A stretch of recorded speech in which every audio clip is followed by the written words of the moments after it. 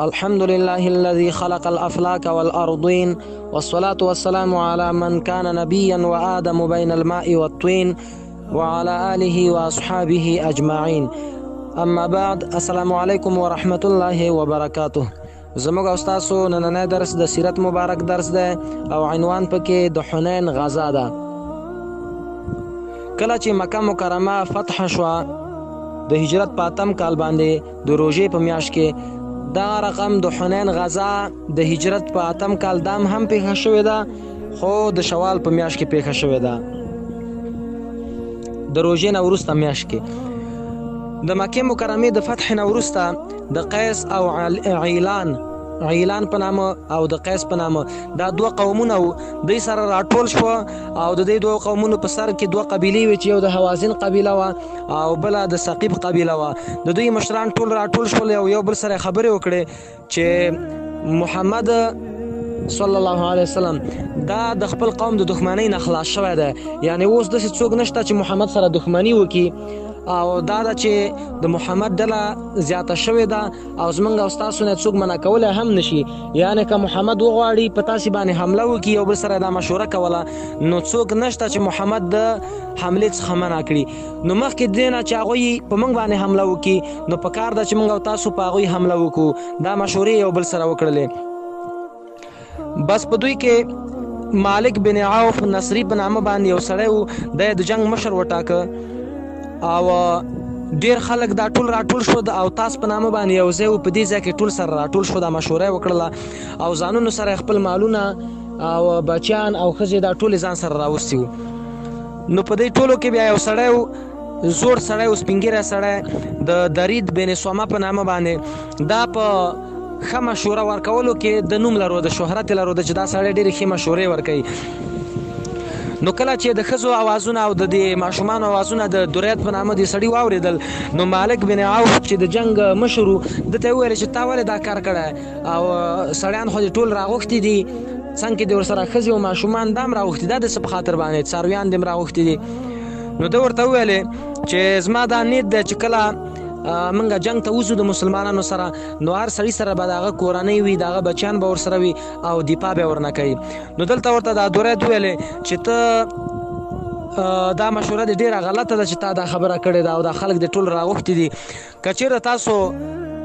کامیابیږئ په مسلمانانو باندې، هغه د وسلې په واسطه باندې کامیابیږئ، او د دې عیال په واسطه باندې د کورنۍ او بچیانو په واسطه ته نشئ کامیابېدلی. وسلې به تا سره وي، جنګي سامان به تا سره وي، ته به کامیابیږې. او که چېرته ماتې دې وخوړله، نو ډېره شرموونکې ماتې به په داسې حالت کې وخورې چې تاسو ته خو به ماتې درکړي، نو زامن او بچیان او دا ښځې به هم تاسو نه به ویسي. نو دا کار مه کوه، دا درید ورته وویلې دې سپین ږیري. نو مالک بن عوف چې د دې جنگ مشر و، ده ورته ویل چې نه، دا مشوره زه ستا نه منم، او د ده مشوره یې ونه منله، او د اوتاس په نامه باندې دره کې دا ټول ماشومان او ښځې دا نور څاروي حیوانات چې کوم یو دا ټول راجمع کړه، او خپله حنین په نامه باندې درې ته لاړل. اول ته کمین ونیوه د مسلمانانو دپاره، مخکې نه کمین ونیوه. رسول الله صلی الله علیه وسلم د دوی پر راغونډېدلو باندې خبر شو چې دا ټول خلک راټول شوي دي او غواړي چې مسلمانانو باندې حمله وکړي. نو د شوال میاشت په 8 تاریخ باندې د شنبې په ورځ باندې نبی علیه السلام 12,000 مجاهدین د حنین په لور باندې روان کړل، او صفوان بن امیه په نامه باندې یو سړی و، د ده نه 100 زغرې او نور جنګي سامان په امانت کې واخیستل، او د مکې مکرمې ټولې چارې او کارونه عتاب بن اسید ته وسپارل چې ته به د مکې مکرمې حالات په مخ باندې وړې. په لاره کې د بیرې په نامه باندې یوه ونه وه، بیرې ونه چې ورته وایي، او عربانو به پکې خپلې وسلې دلته ځوړندولې، او د دې ونې لاندې به ډېره ښایسته غټه ونه وه، حلالې به یې کولې، اعتکافونه به یې د دې ونې لاندې کول عربانو په خپل باطله طریقه باندې، چې دا ونې ته ذات انوات ویلې، ذات انوات. کله چې مسلمانانو دا ونه ولیدله صحابه کرامو، نو نبی علیه السلام ته بعض وویلې چې موږ ته هم داسې ذات انوات پیدا کړه لکه څنګه چې د عربو ځان ته ګرځولی. نو نبی علیه الصلاة والسلام په دې خبره باندې ډېر خفه شو او ویل چې الله اکبر، قلتم كما قال قوم موسى لموسى اجعل لنا إلها كما لهم آلهة. نبی علیه السلام الله لوی دی، تاسو داسې یو خبره ما ته وکړه لکه څنګه چې د موسی قوم موسی علیه السلام ته کړې وه. موسی علیه السلام خو ډېر بدبخته قوم و، کله چې الله تعالی د خوسکی د عبادت نه دوی منع کړه په ترجمه کې موږ تاسو ویلو نو موسی علیه السلام ځان سره بوتله لاره کې روانو چې یو قوم ولید د موسی علیه السلام قوم چې هغه ټول راتاو شوي دي او د خوسکی عبادت کوي نو موسی علیه السلام ته ویل چې جعل لنا الها كما لهم الها اے موسی علیه السلام موږ تم دغه یو خدای جوړ کړه څنګه چې د خلکو ځان ته جوړ کړه سره د دینه چې الله ور سره خبرې کړې وي کوه تور ته دوی وړي نو دومره بدبخت قوم د موسی علیه السلام نو نبی علیه السلام خپل قوم ته ویل صحابه کرام ته ویل چې الله نه ویریږي تاسو ما د خبره وکړه لکه د موسی علیه السلام قوم چې خپل پیغمبر ته موسی ته کړی و چې موږ ته داسې یو خدای وګرځوه تاسو ویل موږ ته داسې ونه پیدا کړه نو بیا صحابه کرام هغې نه وروسته غلي شو بله خبره یې ونه کړه نو نبي علیه السلام وویل چې انها السنن لتأخذن سنن من کان قبلکم دا طریقې دي او تاسو کې به ډېر خلک داسې را پیدا شي چې د مخکینۍ خلکو طریقې به مخ ته وړي او دین به پرېښیي نو بیا د هغې نه وروسته نبي کریم صلی الله علیه وسلم ته یو اس باندې یو سپور سړی و مازدیګر راغی او نبی علیه السلام ته دښمن خبر راوړه چې د حوازن قبیله او همدا رقم د نورې قبیلې را جمع شوي دي او خپل بچیانو څارویانو ښځو سره ټول راوتي دي او غواړي چې په تاسو باندې حمله وکړي نو نبی علیه الصلاة وسلام مسکی شو وخندلې او ویل چې سبا به انشاءالله دا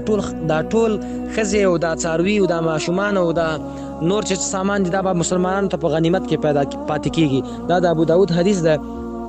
نو د هجرت په 8 کال باندې د شوال په 10 شپه باندې نبی علیه السلام د حنین درې ته ورسېد او سحر وختي خپل لښکر تیار کړ ترتیب یې د مجاهدینو د مهاجرینو بیرغ علی رضی الله تعالی عنہ ته وسپاره او د اوس قبیله چې کوم په مسلمانانو کې و هغه اسید یا اسید بن حزیر ته رضی الله تعالی عنہ هغه ته وسپاره او د خزرج قبیله بیرغ حباب بن منذر رضی الله تعالی عنہ ته وسپاره او نور څه بیرغونه نور قبیلو ته ورکړه خپل نبی علیه السلام دوس غری او وسپنیزه خولې په سر کړله بیا د لښکر لومړی برخه درې ته نږدې شوله چې کوم یو لومړی برخه د لښکر وه دا درې ته ورغله نو دلته مسلمانان د کافرانو د کمین څخه پوه نه و چې کافرانو موږ ته کمین نیولی ده نو چې کله دې درې ته ورښکته شو د پاسه نه پرې ټولو د غشو بارانونه شروع کړه او د مسلمانانو لومړی سب چې کوم یو دوی ټول ماتې وخوړل او شاته په شا تګ باندې شول او دا رقم عام مسلمانان نور چې کوم یو پکې ودوی مو تښتېدل ټول په شا باندې شول د اول سب کوم چې مجاهدینو پکې ټول ماته وخوړله ځکه دوی یو خبره کړې وه مسلمانانو په 10 سپاره کې په سورة توبه کې ذکر کېږي دوی ویل چې الله تعالی قرآن کریم کې وایي چې اذ اعجبتكم كثرتكم فلم تغن عنكم شيئا وضاقت عليكم الارض بما رحبت ثم وليتم مدبرين الله وای د حنین په الله تعالی ته سره مرسته کړې و لقد نصركم الله في مواطن كثيره ويوم حنين او د حنین په ورځ ما الله وای ما ته سره مرسته کړې و هغه وخت چې تاسو په خپل مالونو باندې او په خپل کثرت باندې چې تاسو ویل موږ ډیر زیات دي 2000 نفر یو نو موږ به ان شاء الله نن ماتې خورو دا خبره تاسو وکړه نو انسانانو مسلمانانو په ځړه کې دا خبره وګرځیدله الله ته دې خبره خوند ورنک نو ځکه په اول وخت کې ماته وخوړل بیا ورسته مسلمانان بیرته غالب شو بیا الله وای ثم انزل الله على رسوله وعلى المؤمنين بیا الله تعالی سکینه او رحمت په مسلمانانو باندې او په خپل رسول باندې را نازل ک وانزل جنودا لم تروها او داس یو لښکر الله تعالی راولېږي چې تاسو نه لیده د ملائکو لښکر راولېږي بیا مسلمانانو ته الله تعالی په دې غزا کې کامیابی ورکړله د دې نه وروسته چې کله دا کار وشو مسلمانانو لومړی صف په تیښته باندې بریالی شو تیښته یې وکړله د دې میدان نه نو مشرکان په دې باندې ډېر خوشحاله شوه نو نبي علیه السلام د لږو انصارو صحابه کرامو او مهاجرینو صحابه کرامو سره پاتې شو په هغه ځای کې د حنین په ځای کې نو نبي علیه السلام ویلې انا النبي لا کذب انا ابن عبد المطلب زه پیغمبر یم دروغجن نه یم او زه زوی د عبد المطلب یم یعنې لمسی د عبد المطلب یم زه د جنګ د میدان څخه هېڅکله نه تښتېږم نو په دې وخت کې ابن عباس رضی الله تعالی عنہ پلار عباس رضی الله تعالی عنہ ته نبی علیه السلام ویلې چې د اواز لږ زیات و چې دا ټول صحابه کرامو ته غږ کا چې دی را نږدې شي زموږ طرف ته نو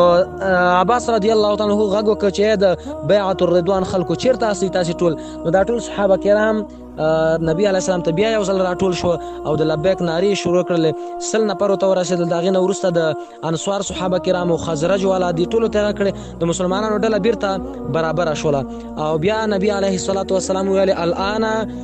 حمی الوطیس اوس تنور ګرم شو جنگ بیا سره برابر شو او الله تعالی ملائکه راولېږلې د ملائکو ډله راولېږله او د هغې نه وروسته نبي علیه الصلاة والسلام یو موټی خاوره راواخیستله او دا خبره وکړه چې شاهت الوجوه مخونه وران شول. دغه خاوره الله تعالی د مشرکانو د هر یو سترګو ته ورسوله او الله تعالی مغلوب کړه. ټول وتښتېدل او بعضې په دې کې مردار شول د صحابه کرامو په لاس باندې، بعضې بندیان شول او بعضې په تېښته باندې بریالي شول لاړل. بیا 3 ځایونو ته دی لاړل چې یو طائف ته دی اکثره مشرکان لاړل او بله ډله نخله ځي ته لاړله او درېیمه ډله اوتاس په نامه باندې یو ځای واغې ځي ته لاړه. نبي علیه الصلاة وسلام ابو عامر اشعری رضی الله تعالی عنہ چې د ابو موسی اشعری رضی الله تعالی عنہ کاکا و، د یوې ډلې سره ولېږه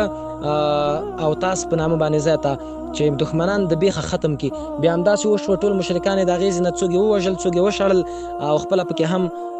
شهید شو، شهادت ته ورسېده. او دا رقم د مسلمانانو بله ډله د مشرکانو پسې نخله په نامه باندې ځي ته ولېږله او درید بن سمه چې دا